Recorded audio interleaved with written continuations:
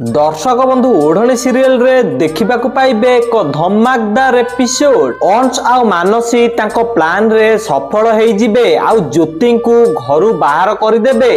जीवन कमा जीवन को चापुडा मारिकी कहिबे तू ज्योति सहित एमिति केमिति करि पारिलु।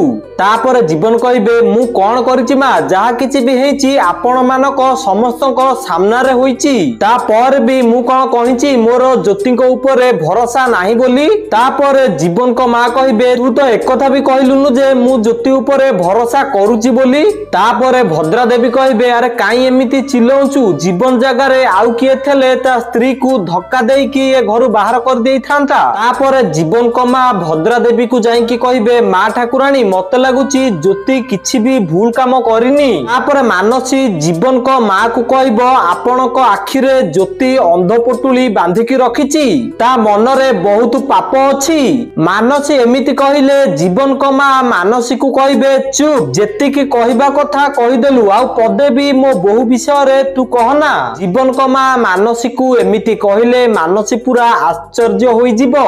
आउ ठीक सेही टाइम रे सेठी की अंश आसी जिबे आउ अंश को देखि की जीवन बहुत रागी जिबे आउ अंश को घरु धक्का देकी बाहर कर देबे।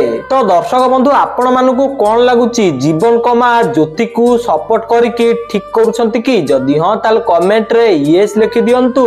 आउ ओढ़णी सीरियल रो सर्वप्रथमे सबु अपडेट जानिबा पई हम वीडियो को लाइक करी चैनल को सब्सक्राइब कर दियंतु।